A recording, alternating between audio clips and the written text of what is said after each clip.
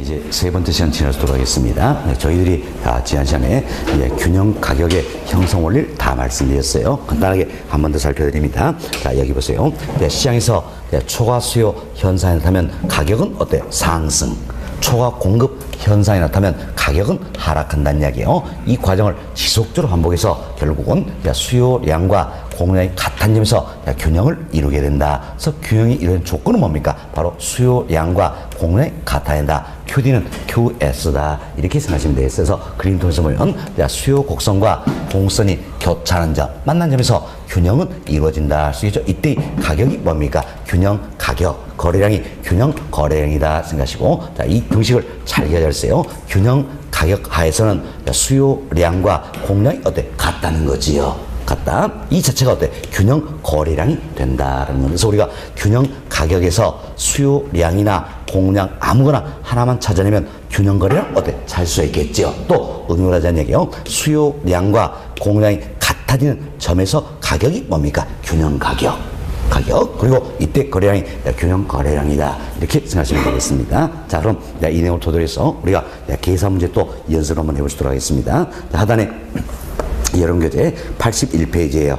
81페이지. 하단에 18번 문제가 들어있지요. 18번 문제 풀어드립니다. 자, 지금 수업 시간에 제가 풀어드린 문제만 여러분들 복습하셔서 반복하시면 되겠어요. 아시겠죠? 풀어드리지 않고 넘어간 문제 있어요. 그 신경 쓰지 마시라는 이야기예요. 신경 마세요. 이건 다음에 우리가 또 3, 4월 설명하고 또 풀어드릴 겁니다. 그때 공부하셔서 절대 늦은 거 아닙니다. 예. 자, 18번 문제 봅시다. 자, A적 오피스텔 시장 공급량이 3P고, 자, 시장 공급량이다. QS가 되겠죠. QS가 3P란 이야기예요. 자, A적 오피스텔 시장 수요함수 QD1이, 자, QD1이 1200 마이너스 P에서 1200, 자, 마이너스 P에서, 그래서 QD2가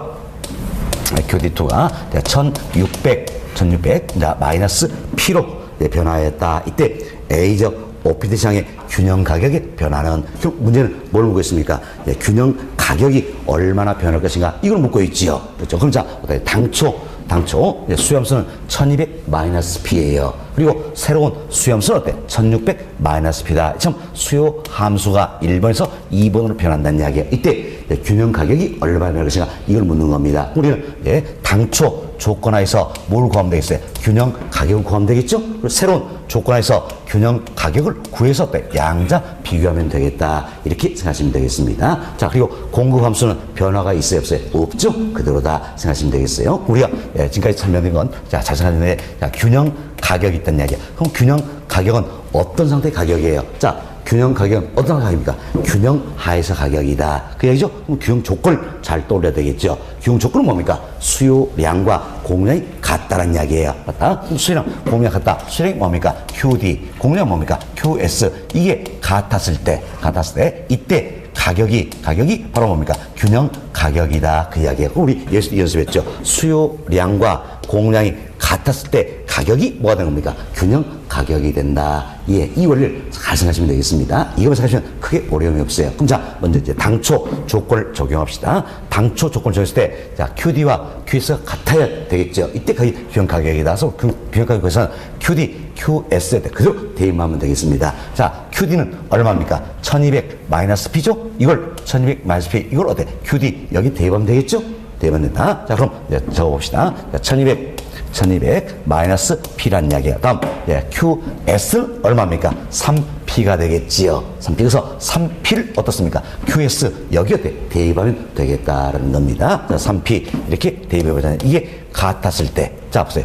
이게 결국 뭡니까? 수요량 QD가 되겠죠? 이게 공량 QS라는 이야기예요. 그래서 QD와 QS가 같았을 때 가격이 바로 뭡니까? 균형 가격이다. 이제 우리 좌우변 정리해서 가격 P를 구해보자는 이야기예요. 그래서 먼저 마이너스 P를 우변으로 넘깁니다. 넘기면 뭐가 됩니까? 플러스 P가 되겠지요. 이제 제 경험상 이게 또 이해가 안 됩니다. 이제. 근데 자, 이건 여러분들 이 생각하세요. 예, 자, 제가 자신합니다. 여기 계신 분의 70%가 이해가 안 될 겁니다. 왜? 그럼 공부한 지 오래되니까, 여기는 젊은 층이 많으니까 70%까지는 안 되겠네요. 예, 좋습니다. 하여튼 공부한 지 오래되니까 그냥 왜 나만 그냥 절대 그 사람이 다 마찬가지. 아니라. 자, 그래서 우리가 아주 쉽게 이래서 하자는 이야기예요. 자, 5 빼기 2는 얼마입니까? 3이에요. 그죠? 이건 계산 다 되겠죠, 이제. 그죠? 5 빼기 3이에요. 그럼 이때, 자, 2분을 우리가 때 좌변, 2분을 어떻습니까? 우변, 이렇게 하는 거죠. 그럼 좌변을 우변에 항목 하나만 이동시킨다는 이야기. 이때는 부호가 바뀐다는 이야기예요. 바뀐다. 항목 하나만 이동시키면 부호가 바뀐다. 그럼 자, 이렇게 해보자. 자, 마이너스 2. 2분을 어떤 우변으로 이동시켜보자는 이야기예요. 이동시키면 어떻게 되겠습니까? 5는 3 더하기 2 이렇게 돼야 되겠지요. 그렇죠? 그래서 항목 하나만 이동했을 때는 부호가 어떤 있죠? 마이너스가 플러스로 바뀐다는 이야기예요. 그렇지만 항목을 통째로 이동시키면 통째로 바꿔버린다는 얘기예요. 통째로 바꾸면 잡았을 때 5 마이너스는 3이다. 이걸 통째로 바꾼다는 얘기야. 그럼 3은 5 마이너스이다. 표현할 수 있겠지요. 그럼 통째로 바꾸면 그대로 바꾸면 된다는 이야기예요. 아시겠죠? 예, 자, 통째로 좌변 바꿀 때는 그대로 생각하시면 되겠고, 예, 자, 항목 하나만 예, 좌변에서 우변으로 또는 우변에서 옮길 때는 부호가 바뀌게 된다. 이렇게 생각하시면 되겠습니다. 그럼 자, 여기 보세요. 이제 여기도 어떤 마이너스 P 2분을 우변으로 넘긴다는 이야기예요. 그럼 항목 하나만 넘기니까 부호가 바뀌겠죠? 그래서 자, 어떻게 되면 됩니까? 1200은 3P 플러스 P다. 이렇게 표현되겠지요. 자, 그럼 네, 계산합시다. 1200은 3P에 P를 더하니까 얼마가 됩니까? 4P가 된다. 할 수 있겠지요. 또 이분도 엊그제 하고서 질문하시더라고요. 3P에 P를 더하니까 왜 4P가 됩니까? 이 질문에서 제가 아주 쉽게 이런 말씀 드렸습니다. 네, 3P에 P 한 장을 더하니까 총 몇 P가 되는 겁니까? 네, 4P가 된다. P가 4장이 되겠죠? 4P가 된다. 이렇게 생각하시면 되겠습니다. 됐습니다. 자, 그럼 이걸 이제 좌우변 통째로 바꿔버린다는 얘기. 통째로 바꾸면 부호변경이 없다 그랬죠? 어떻게 됩니까? 4P는 어때? 1200이 된다. 우리는 P를 구할 때 4로 나눠버리면 P는 얼마 됩니까? 300이 된다. 할 수 있겠죠? 그럼 당초, 예, 1번 조건하에서 예, 균형 가격은 얼마 됩니까? 300이다. 이렇게 구했다는 이야기. 어때? 어려운 거 아니잖아요. 그렇죠? 근데 새로운 조건을 적용합시다. 새로운 조건도 제가 이제 균형 가격 계산하자는 이야기야. 항상 균형 가격은 균형 하에서의 가격이다. 이렇게 생각하시고 균형 조건을 또 내야 돼. 균형 조건 뭡니까? 수요량과 공량이 같다라는 이때 가격이 균형 가격이다. 이걸 생각하시면 되겠어요. 그럼 자, 새로운 조건을 적었을 때 수요량 QD는 얼마입니까? 1600 마이너스 P가 된다. 할 수 있겠죠. 그럼 자, 1600 마이너스 P는 자, 공량 얼마입니까? 공량 그대로죠? 3P다. 이게 같았을 때 균형이다. 할 수 있겠죠? 이때 가격 균형 가격이다. 그럼 자, 좌우변 정리합시다. 자, 마이너스 P를 우변으로 넘겨주는 이야기. 그럼 플러스 P가 되겠지요? 예, 그래서 1600은 이제 한 단계 생략합니다. 1600은 3P에 P를 다니까 얼마 됩니까? 4P가 되겠지요? 4P. 자, 그럼 좌우변 통째로 보면 4P는 어떻습니까? 1600이 되겠다. 4로 나눠보면 P는 얼마 됩니까? 400이 되겠다. 그럼 새로운 조건에서 균형 가격은 얼마입니까? 400. 그럼 잡으세요. 당초 조건에서 균형 가격은 300이었지요. 그럼 새로운 조건에서 균형 가격은 400이라는 이야기예요. 결국 균형 가격은 300에서 400으로 얼마만큼 100만큼 상승한다는 걸 알 수 있겠지요. 그래서 문제에서는 뭘 물었어요? 균형 가격이 얼마만큼 상승해요? 이걸 물었죠. 100만큼 상승한다. 이렇게 생각하시면 되겠습니다. 네, 100만큼 상승한다. 그래서 네, 답은 몇 번입니까? 4번. 100 상승이다. 이렇게 보시면 되겠어요. 그래서 이제 이 문제도 여러분들이 문제를 잘 보시면 뭘 구하라는 얘기야? 균형 가격이 얼마큼 변할 것인가 구하라는 얘기야. 그럼 우리는 균형 가격을 구해야 된다. 균형 가격은 균형 하에서의 가격이다. 그래서 균형 조건만 잘 떨어지면 된다는 얘기야. 균형 조건이 뭡니까? 수요량과 공량이 같다는 이야기야. 이때 가격이 균형 가격이다. 이렇게 생각하시면 되겠습니다. 됐습니다. 자, 그래서 이제 오늘은 이렇게 변했지만 앞으로는 우리가 이제 이 단계를 더 줄일 겁니다. 자, 오늘 어때? 이제 1200 마이너스 P는 3P다. 이렇게 해서 자, 마이너스 P를 우변이니까 플러스 P다. 다 표현해 드렸잖아요. 그렇지만 앞으로는 이거 표현 안 해도 이제 어때? 충분히 이해할 수 있을 겁니다. 됐습니다. 자, 이렇게 해서 이 문제도 연습을 좀 해보시기 바라겠습니다. 자, 그래서 저희들이 이제 균형 가격 거래량 설명을 드렸고요. 다음은 여기 보세요. 이제 우리 이 그림 보니까 현재 균형은 어디서 이루어지고 있습니까? 바로 여기에서 균형이 이루어져 있다 알 수 있겠지요. 항상 균형은 여기에서만 이루어지는 건 아니란 이야기예요. 이 균형이 이동할 수가 있다는 이야기예요. 즉 균형점이 이동할 수가 있다는 겁니다. 그럼 균형점이 이동에 따라서 결국은 균형 가격과 균형 가격과 균형 거래량이 어떻게 변할 것인가 이걸 따져보자라는 겁니다. 자, 그럼 무슨 이제 참 균형이 이동하기 위해서는 어떤 조건이 필요하신가? 수요선 자체가 이동하거나 공급선 자체가 이동을 해야 된다는 겁니다. 그럼 이때 우리 배웠어요.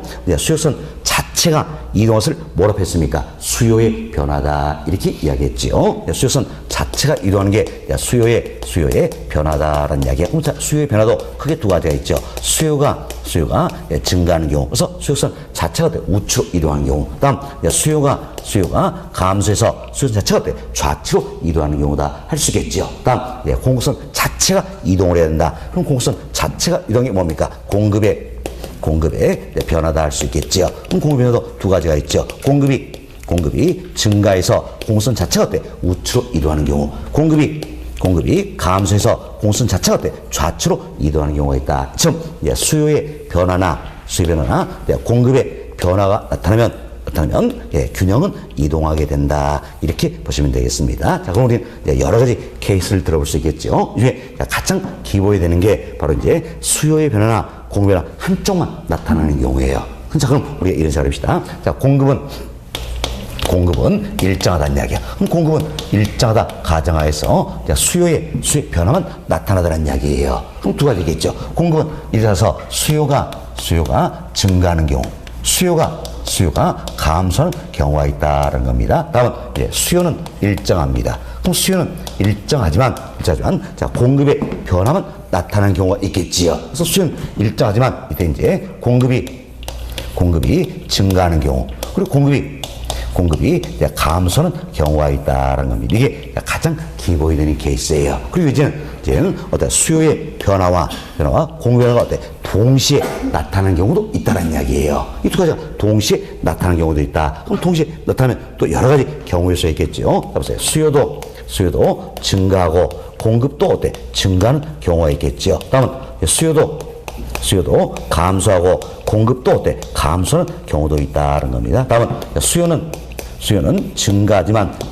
공급은 감소하는 경우가 있겠죠. 다음 수요는 감소하지만 공급은 증가하는 경우가 있다. 참 여러 가지 경우가 있다는 이야기예요. 그런데 본 과정에서는 이 부분만 다뤄드립니다. 자, 수요 중 어느 한쪽은 일정하다 가정해서 나머지 한쪽이 변하는 경우, 이게 기본이 된 케이스예요. 이것만 잘 이해하시면 이 부분들은 저희들이 5, 6월 달에 학습에서 절대 늦지 않는 부분이에요.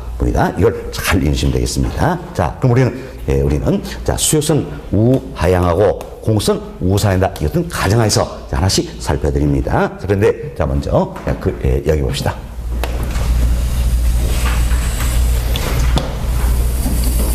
자, P 제로 Q 좌표경선에서 수요선은 우하향하고요, 공급선은 우상향한다라고 가정합니다. 그럼 수요선, 공급선 교차는 이 점에서 균형이 이루어지겠죠. 따라서 균형 가격은 P 스타가 되겠고, 균형 거래량은 Q 스타다라는 겁니다. 자, 이 같은 가정하에서 그래서 공급은 일정합니다. 일정한데 수요만 증가한다는 이야기야. 그럼 공급은 일정하기 때문에 공급선이 변화만 이유는 없겠지요. 그렇지만 수요가 증가하니까 수요선 자체가 이동을 하게 된다는 겁니다. 그럼 수요선 자체가 이동하는데 수요가 증가하니까 수요선 자체가 어느 쪽으로 갑니까? 우측으로 이렇게 이동하게 된다는 겁니다. 그럼 수요선 자체가 지금 우측으로 이동해서 당초 균형 가격인 P스타 가격에서는 이제 어떻습니까? 수요량은 이 크기가 되겠지요. 공급량은 어떻습니까? 이 크기가 된다는 겁니다.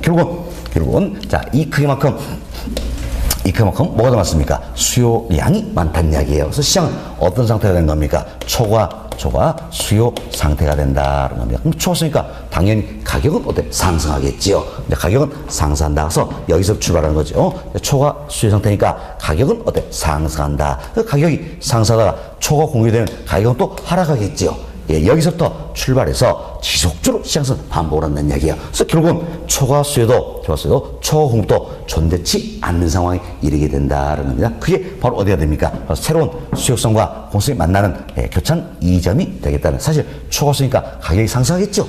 또 상승하면 초과 가격은 하락하겠죠. 이 과정을 반복해서 새로운 수요 공급성 만나는 교차는 이 점에서 새로운 균형이 이루어진다는 이야기예요. 자, 잘 보세요. 당초 균형점은 여기였지요.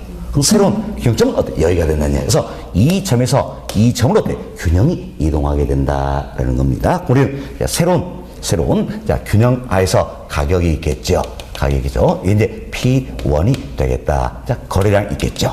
Q1이 된다. 그럼 우리가 여기서 이제 자, 이처럼 균형 가격은 어떻습니까? 상승함을 알 수 있겠죠. 자, 균형 거래량은 어때? 증가한다. 이 사실 알 수 있다. 이렇게 보시면 되겠습니다. 자, 이걸 정리해 봅시다. 자, 공급은 일자다 가정에서 수요만 증가합니다. 수요선 자체가 어때? 우측 이동하겠지요. 그래서 당초 균형가에서는 어떤 상? 초과 수요 현상을 초래하게 된다. 자, 이래서 결국 균형 가격은 어떻습니까? 상승.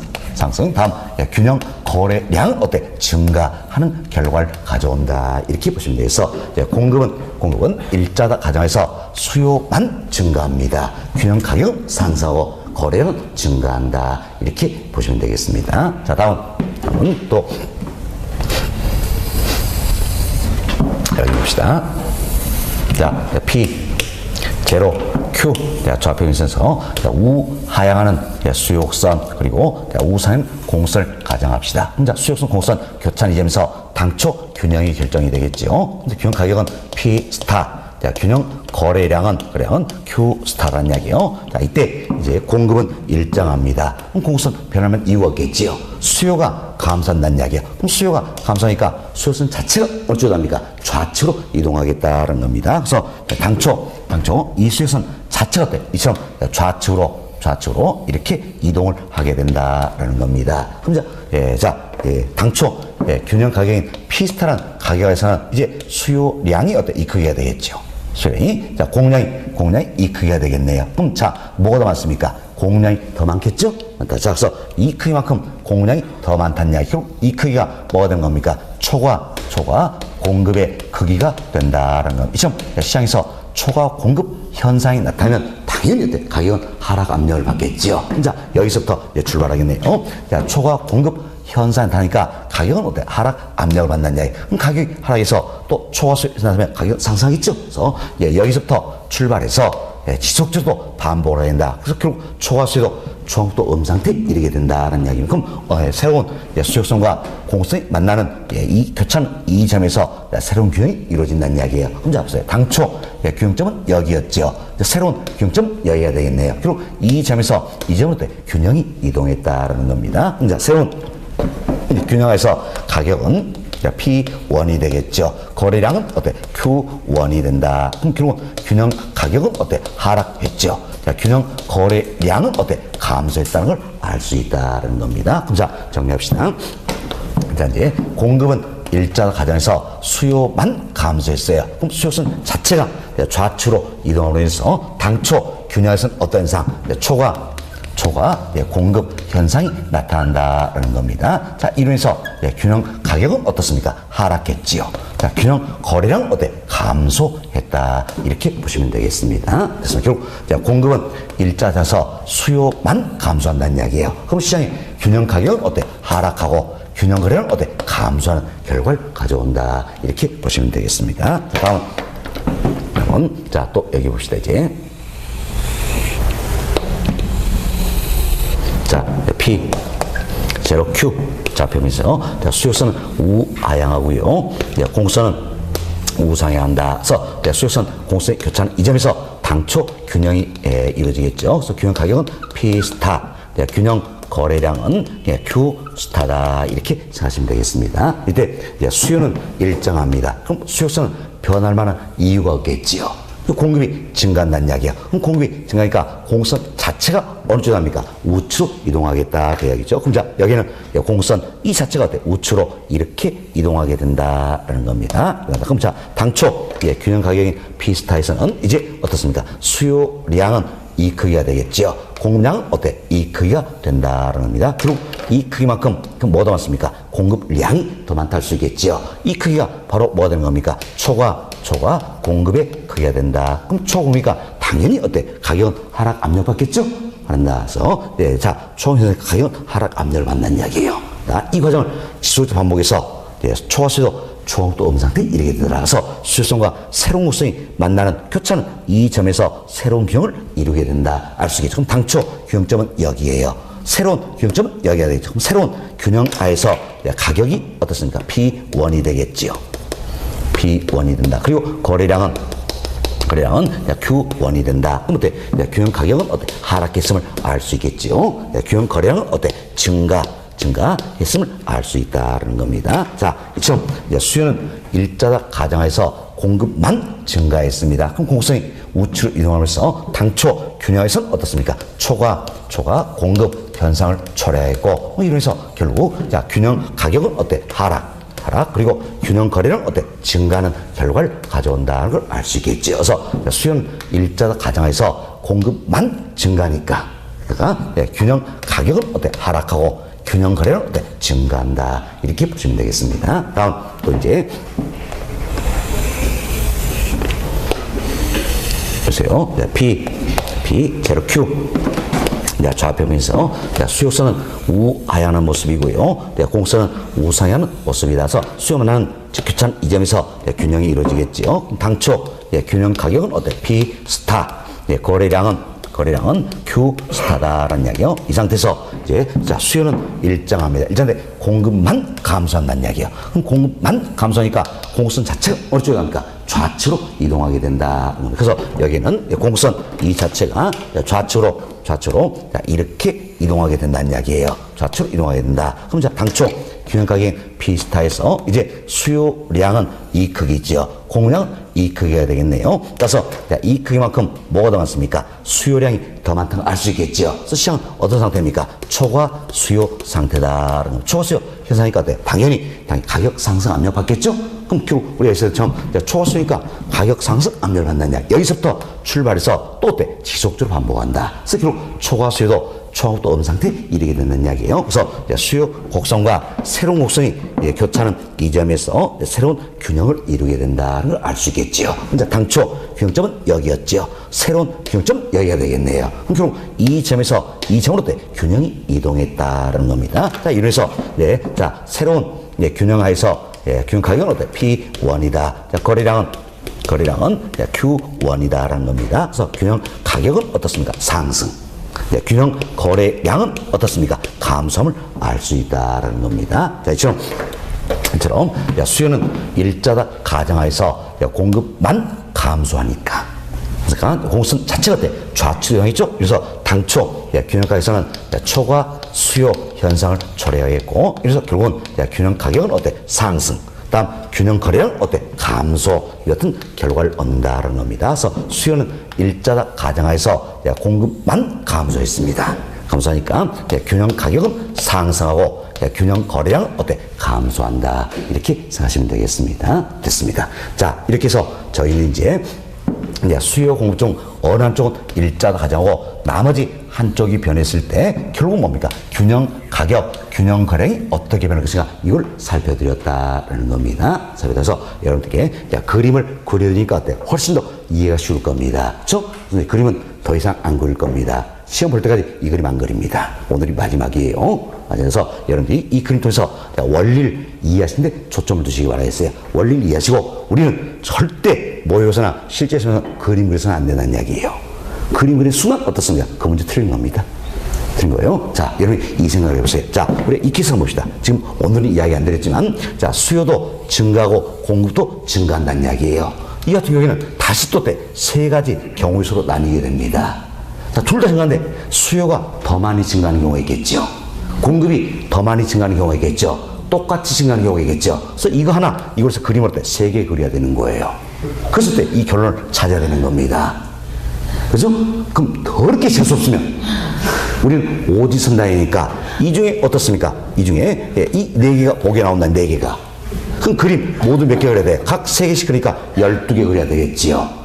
그리고 이 중에 하나 나오겠지요. 그럼 결국 합이 어때? 그림 13개 그려야 돼요. 13개. 그래서 출제자가 정말 양심인 사람이에요. 저 사람 맡겨주면 1번에 답을 넣어드립니다. 그럼 그림 몇 개는 답이 나오겠죠.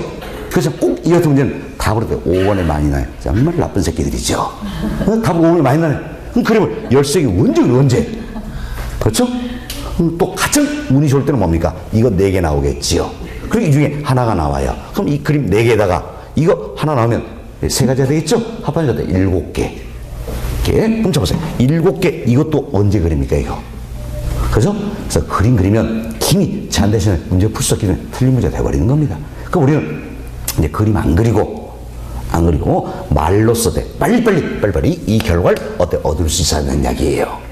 그죠? 이 결과를 얻을 수 있어야 된다는 겁니다. 그래서 우리 이제 말로써 푸는 연습을 하는데 지금은 우리가 말로써 풀어가는 게 더 어려울 수가 있어요. 그림이 훨씬 쉽게 보일 수가 있습니다. 그러나 조금만 연습하면 훨씬 빨리 풀 수 있고 우리는 비법이 된다는 이야기예요. 아시겠죠? 자, 그럼 여러분 이제 이 생각을 해보세요. 항상 수요 공급을 비교하는 겁니다. 수요 공급을 비교해서 자 보세요. 비교해서 초과 수요 현상이 나타나면 가격은 어떻습니까? 상승. 예, 초과 공급 현상이 나타나면 가격은 어때? 하락한다. 이 원리를 잘 생각하시는 이야기예요. 그럼 여기도 또 이제 초과 수요 현상이 나타나니까 균형 가격은 어때? 상승. 보세요. 그리고 이제 초과 공급 현상이 나타나니까 균형 가격은 어때? 하락한다. 할 수 있잖아요. 그렇죠? 그래서 이제 수요 공급 두 가지를 비교해서 이제 초과 수요 현상 나타나면 균형 가격은 상승한다. 초과 공급 현상 나타나면 균형 가격은 하락한다. 이걸 생각하시는 이야기예요. 그리고 또 여기 잘 보세요. 자, 보세요. 이제 우리만의 또 비법이에요. 잘 보세요. 수요 공급 중 어느 한쪽은 일정합니다. 어느 한쪽 일정한데 나머지 한쪽이 증가해요. 나머지 한쪽이 증가하면 무조건 균형 거래량은 증가합니다.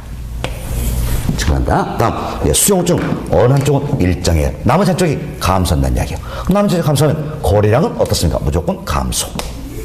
아시겠죠?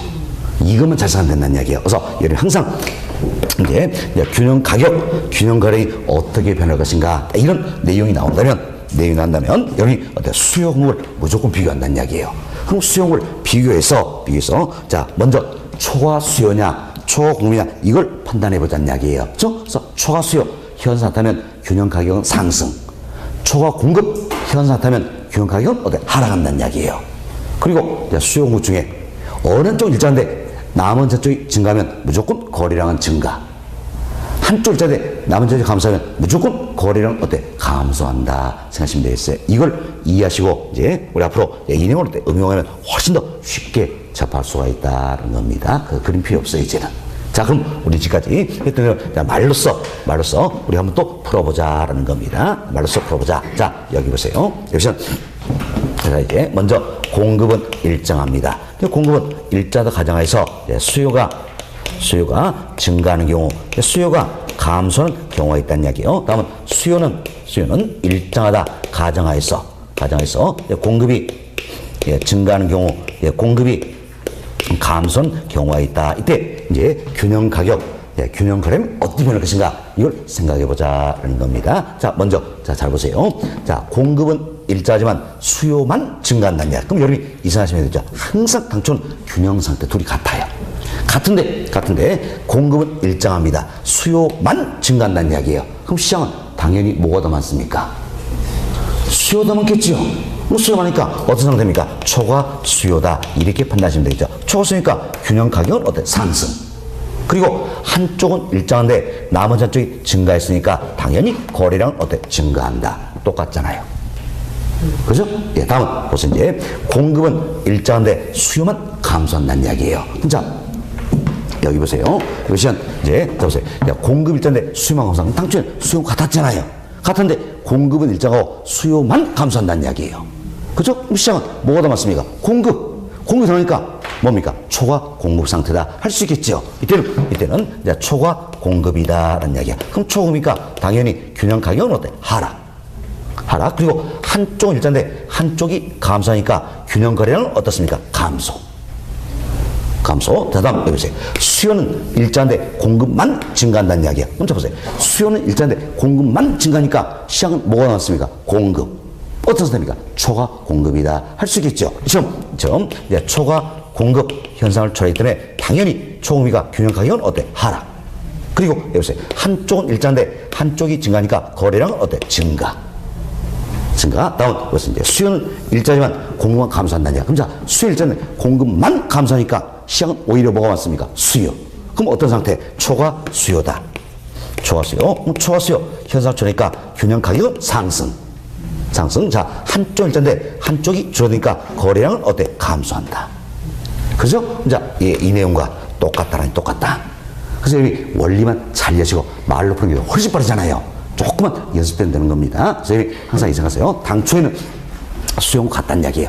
같은 균형 상태, 이때 이제 수용을 비교해서 초과 수요 현상이 나타나면 균형 가격은 상승하고 초과 공급 현상이 나타나면 균형 가격은 하락한다는 이야기예요. 그리고 수용 중에 어느 한쪽은 일정한데 나머지 한쪽이 증가하면 거래량은 증가하는 거고 나머지 한쪽이 감소하면 거래량은 감소한다. 아시겠죠? 이 원리만 잘 생각하면 되겠다. 그럼 아주 쉽게 우리가 풀 수가 있다는 겁니다. 됐습니다. 자, 이제 여러분 교재 한번 보겠습니다. 자, 81페이지를 보세요. 81페이지 보시면 자, 중간쯤에 2번 챕터 균형참의 이동이다 나와 있죠? 균형의 이동 설명인데 굉장히 중요한 건데 별표 7개 놓으시기 바라겠습니다. 자, 별표 자, 7개 놓으시고 양월 1번 봅시다. 1번. 자, 부동산의 수요나 공급이 변하면 결국 어때? 수요의 변화나 공급의 변화가 나타난다 그 이야기지요. 수요선, 공급선이 이동하여 균형 가격과 균형 가격이 변화한다는 겁니다. 자, 양월 2번 동그라미 1번 봅시다. 수요만 증가 또는 감소하는 경우다. 공급은 불변했죠? 결국 이야기네요. 자, 우리 여기서 설명 내용이요. 공급은 일자다 가정하에서 그래서 수요가 증가하거나 감소하는 경우다라는 겁니다. 기억번 보세요. 기억번. 자, 수요가 증가됐을 때 잡으세요. 수요만 증가하니까 시장은 뭐가 많다? 수요. 그럼 초과 수요니까 당연히 균형 가격은 어때? 상승. 그리고 보세요. 수요만 증가하니까 거래량은 어떻습니까? 증가. 이렇게 이해하시면 되는 겁니다. 다음 리번 보세요. 리번. 수요가 감소했을 경우입니다. 자, 보세요. 수요만 감소한다는 이야기예요. 그럼 시장은 오히려 뭐가 많다? 공급. 그럼 어떤 상황입니까? 초과 공급 현상이다 그 이야기죠. 그래서 초공이니까 균형 가격은 어떻습니까? 하락. 그리고 자, 수요만 감소한다는 이야기예요. 그럼 거래량은 어떻습니까? 감소하게 된다. 이렇게 이해하시면 되겠습니다. 다음 페이지 보세요. 다음 페이지 보시면 상단에 동그라미 2번 봅시다. 동그라미 2번. 자, 공급만 증가 또는 감소하는 경우다 나와있죠? 그럼 이 케이스죠. 수요는 일자다 가정하에서 공급만 증가하거나 공급만 감소하는 이 경우다 이렇게 보시면 되겠습니다. 그래서 기억보 보세요. 자, 공급이 증가했다. 잡으세요. 공급만 증가했습니다. 그럼 시장은 뭐가 많습니까? 공급. 그럼 어때? 초과 공급이 되겠죠? 초공급 현상을 초래하니까 균형 가격은 어떻습니까? 하락. 그리고 공급만 증가했으니까 균형 거래는 어때? 증가. 다음 님 보세요. 공급이 감소했을 경우다. 자, 보세요. 공급만 감소한다는 이야기예요. 그럼 시장은 오히려 뭐가 더 많습니까? 수요. 그럼 초과 수요 현상을 초래하겠죠. 그래서 초과 수요니까 균형 가격은 어때? 상승. 자, 그리고 공급만 감소했습니다. 균형 거래량은 어떻습니까? 감소하게 된다. 할 수 있겠죠? 이렇게 했으면 훨씬 수월할 것이다 생각하시고 한 번 더 이야기 드립니다. 오늘 수업 끝난 다음에 아무도 못 나갑니다. 아무도 못 나가요. 딱 문 잠궈놓고 맞추면 가는 거고 틀리면 다시 뒤로서 고민하고 또 저 만나서 맞춰야 집에 가는 거예요. 아시겠죠? 자, 다시 한번 이야기 드립니다. 자, 이제 수요 공급을 항상 비교한다 그랬어요. 비교해서 초과 수요 현상이 나타나면 균형 가격은 상승, 초과 공급 현상이 나타나면 균형 가격은 하락한다. 다음 수요 중 어느 한쪽은 일정한데 나머지 한쪽이 증가하면 거래량은 무조건 증가. 한쪽 일정한데 나머지가 감소하면 거래량은 무조건 감소한다. 이렇게 잘 생각하시면 되겠습니다. 됐습니다. 자, 이렇게 해서 저희 이제 4절에 나와 있는 균형가의 결정이다. 이분도 다 말씀을 드렸어요. 자, 여기까지 이야기 드리면 우리 교재 1, 2월 과정에서 자, 수용업 이론 다 정리가 된 겁니다. 맞춰드렸고 자, 여러분 교재 몇 페이지로 넘어가시면 86페이지입니다. 86페이지 시간 5절 자, 부동산 경기 변동이다 소개되고 있죠. 이분 설명을 좀 드리도록 하겠습니다. 사실 경기 변동 이 파트는 굉장히 좀 수월한 내용이에요. 수월한 내용이다 생각하시고 그래도 우리 시험 꼬박꼬박 출제가 되고 있죠. 참 다행인 게 경기 변동에 관해서 지난 시험에 안 나왔어요. 너무너무 다행이란 이야기 이게. 왜? 지난 시험 안 났으니까 이번에 꼭 나온다는 이야기예요. 나온다. 제발 두 문제만 좀 나와줬으면 좋겠어요. 그만큼 수월한 부분이기 때문이다. 이렇게 생각하시면 되겠어요. 아시겠죠? 그렇지만 처음 또 접하다 보면 그래도 어려운 건 사실이에요. 하지만 두어 번 정도만 여러분들이 학습하셔도 충분히 따라올 수 있는 영역이다. 이렇게 생각을 해봅니다. 자, 그럼 먼저 설명을 좀 드리도록 하겠습니다. 자, 흔히 우리가 이제 부동산 경기다. 이렇게 표현합니다. 그럼 부동산 경기다. 이때 부동산 경기는 무엇을 의미할 것인가? 일반적으로 주거용 부동산의 건축 경기를 말한다. 이렇게 보시면 되겠어요. 주거용 부동산의 건축 경기를 말한다는 겁니다. 조금 오래됐어요. 오래인데 정말 또 나쁜 새끼가 있었죠. 이런 식으로 표현했다는 이야기야. 부동산 경기란 주거용 부산의 재건축 경기를 말한다. OX. X 잘못된 거죠. 재건축입니까? 건축입니까? 건축. 이런 걸 말 바꾸게 되는 이야기. 그건 제가 생각할 때 정말 나쁜 새끼예요. 저 물총으로 쏴버려야 됩니다. 하여튼 이제 부동산 경기는 뭘 이야기합니까? 부동산 경기는 주거용 부동산의 건축 경기를 의미한다 생각하시고, 좀 더 우리는 넓게 표현하면 주거용 부동산의 건축 경기 여기에다가 상공업용 부동산의 건축 경기 여기까지 포함시킵니다. 그리고 더 넓게 이야기하면 토지 경기까지 포함을 시킨다. 이렇게 보시면 돼서 여기는 주거용 부동산의 건축 경기다. 이것만 그래서 흔히 어떤 협의의 부동산 경기다. 이렇게 표현하고, 다음 여기 이제 주거용 부동산 건축 경기 여기다가 상공업용 부동산의 건축 경기 여기까지 포함시킵니다. 여기까지 포함시켜서 좀 더 넓은 의미다. 그래서 광의의 부동산 경기다. 이렇게 표현합니다. 그리고 여기에 토지 경기 여기까지 포함시킵니다. 포함시켰다. 아주 넓은 의미다. 이러면서 최광의의 부동산 경기다라는 겁니다. 이렇게 설명하는 학자도 있다 생각하시고, 일반적으로 부동산 경기다. 그럼 뭘 의미한다? 주거용 부동산의 건축 경기를 의미한다. 이렇게 생각하시면 되겠습니다. 자, 다음 이것은 부동산 경기를 구성하고 있는 시계열 자료에는 크게 네 가지가 들어있어요. 네 가지인데 먼저 이제 추세 변동이라는 게 있습니다. 추세 변동. 다음 순환 변동이라는 게 있어요. 그리고 계절 변동. 다음은 불규칙 변동이다. 참 네 가지가 들어있다는 이야기예요. 네 가지가 있다. 이 네 가지를 학자에 따라서는 순환적 변동과 비순환적 변동이다. 이렇게 구분하기도 한다는 이야기예요. 그럼 잘 보세요. 순환적 변동이다. 이건 결국 이 넷 중에 뭘 이야기할까요? 순환 변동. 이걸 의미하겠죠? 그럼 비순환적 변동은 결국 순환 변동이 아닌 거네요. 그럼 뭐랍니까? 추세, 계절, 불규칙 변동, 이걸 의미하는 것이다. 이렇게 학자에 따라서 구분하게 된다. 참고하시고, 다음 우리 이제 용어 정리 좀 할 수 있도록 하겠습니다. 잘 들어보세요. 먼저 추세 변동이라는 게 있어요. 추세 변동에서는 10년 또는 20년 그 이상의 주기를 가지고 지속적으로 이처럼 상승하거나 지속적으로 하강하는 현상을 말한다는 이야기. 그럼 잡으세요. 이제 지문의 대체로 지속적 이 표현이 됐으면 하나의 추세를 이룬다 할 수 있겠지요. 그래서 이는 뭡니까? 추세 변동이다. 이렇게 생각하시면 되겠어요. 그래서 10년 또는 20년 그 이상의 이보다 길을 수 있겠죠. 그 이상의 주기를 지니고 지속적으로 상승하거나 지속적으로 하강하는 이와 같은 현상을 그래서 우리가 추세 변동이다. 이렇게 이야기합니다. 그래서 지문에 지속적 이 표현을 하면 추세 변동 생각하시면 됐어요. 그리고 추세 변동은 10년, 20년 또는 그 이상의 기간이라는 그래서 50년 이상 그 이상의 기간이다. 그래서 기간이 길죠. 그래서 추세 변동을 다른 말로 우리가 장기 변동이다. 이렇게 이야기하는 겁니다. 장기 변동이다. 다음 그래서 이제 순환 변동이라는 게 있어요. 순환 변동은 여기 생각하시면 됐어요. 이 같은 추세선이 있다는 이야기예요. 추세선 이걸 중심으로 해서 상승 그리고 하강 이를 반복하는 현상이다. 이걸 그래서 우리가 순환 변동이다. 이렇게 이야기해서 순환 변동은 추세를 중심으로 해서 상승과 하강을 반복하는 현상이다. 이렇게 생각하시면 되겠습니다. 다음 계절 변동이라는 게 있어요. 근데 계절 변동 쉽게 계절 탄다냐 계절 탄다. 그래서 매번 그때만 되면 나타나는 현상이다라는 겁니다. 그래서 계절 변동 이는 1년 주기로 하고 있다. 그래서 매번 그때만 되면 나타나는 계절 변동 이렇게 이야기하는 겁니다. 다음 불규칙 변동이라는 게 있어요. 자, 불규칙 변동은 말 그대로 규칙적이지 못하다는 이야기예요.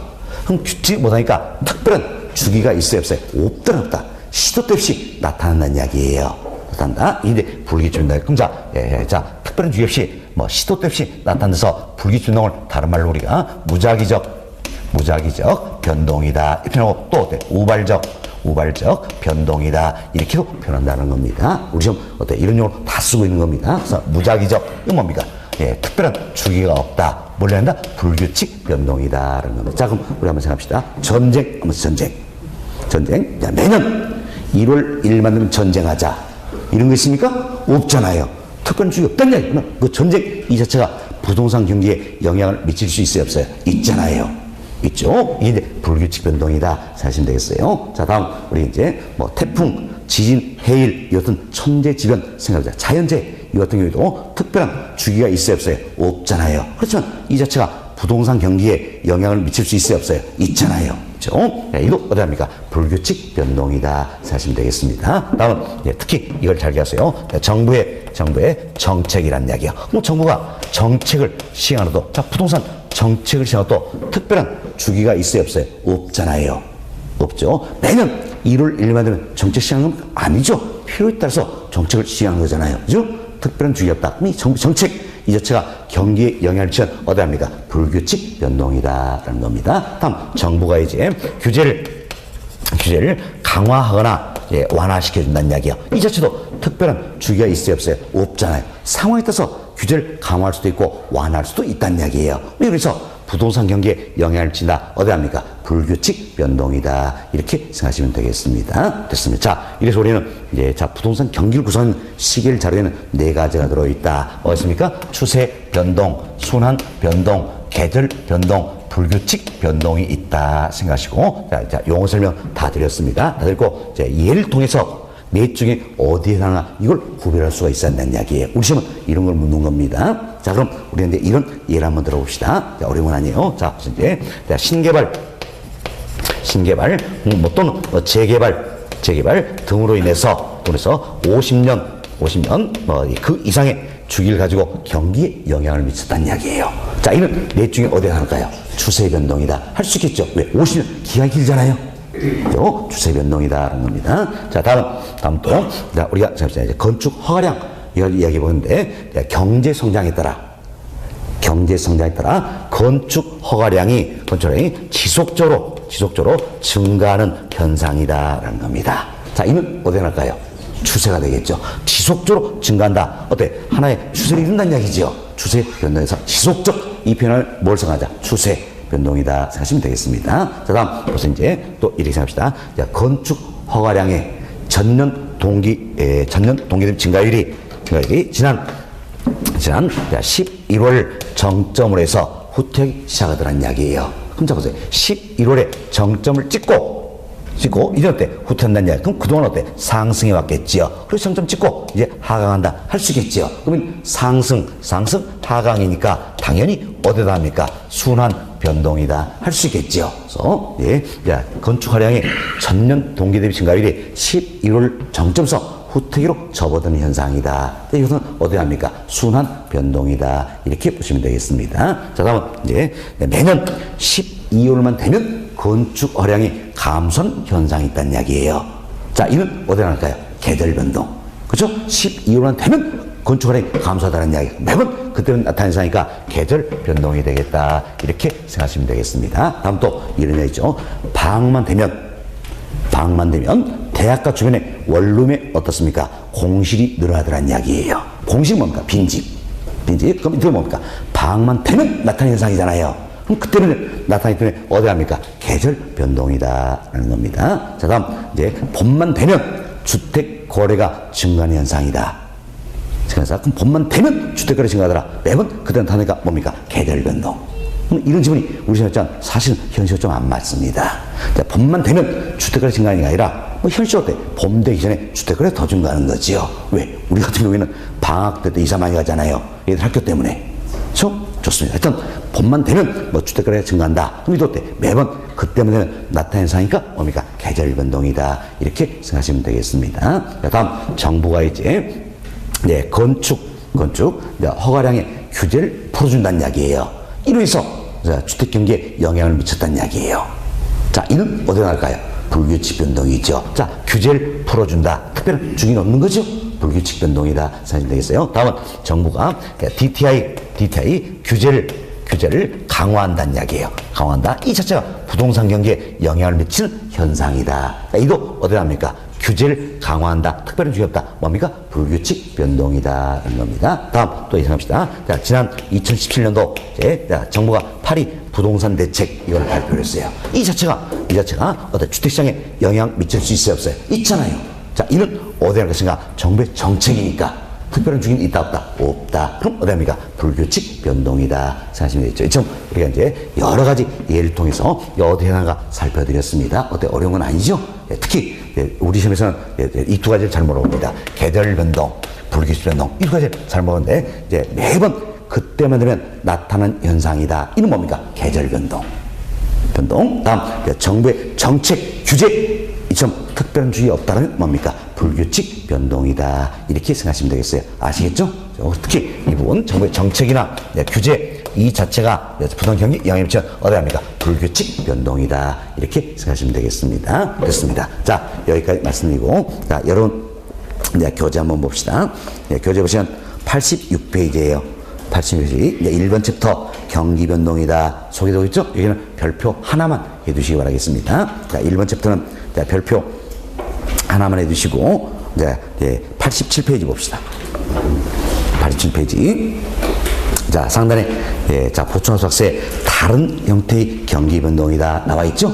사실, 우리 다음 시간에 또 이야기했지만, 자, 이 네 가지 중에 우리나라는 순환 변동, 이거 하나만 고려해서 경기 변동을 설명하고 있다는 이야기예요. 그래서 이제 나머지 세 가지는 어때? 다른 형태의 경기 변동이다. 이렇게 표현하고 있는 겁니다. 자, 이제 용어 정리합시다. 자, 1번 보세요. 1번. 자, 자, 1년 단일한다. 매번 그때만 나타난다. 이게 뭡니까? 계절 변동이다. 알 수 있겠죠? 계절 변동이다. 그래서, 그 아래줄 보세요. 방학을 주기로 한 대학교 근처에 임대택 공실률이 증가한다. 그럼 방학만 되면 공실률이 늘어난다는 이야기예요. 이는 어떻습니까? 계절 변동이 되겠죠? 이렇게 예로서 이해하시면 되겠습니다. 다음 2번 봅시다.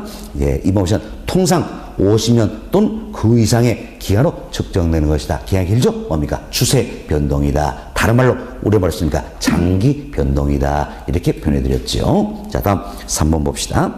자, 예기치 못한 사태로 인해 초래된다라는 겁니다. 그래서 정부의 정책이라든지 자연재해, 파업 좀 예기치 못한 사태로 초래된다. 이런 특별한 주기가 있어요, 없어요? 없죠? 그래서 우리 뭐라고 했어요? 불규칙 변동이다. 그런 겁니다. 다른 말로 무작위적 변동, 우발적 변동이다. 이렇게도 표현되는 겁니다. 그래 이해가 나와 있죠. 지진, 홍수, 이것은 자연재해다. 이는 어때? 특별한 주기가 없는 거죠? 예를 들어서 부동산에 영향을 미치면 어디 합니까? 무작위적 변동, 불규칙 변동에 해당한다. 이렇게 보시면 되겠습니다. 됐습니다. 자, 여기까지 일단 말씀드리고 잠시 쉬었다가 다음 시간에 계속 설명드립니다. 10분 쉬었답니다.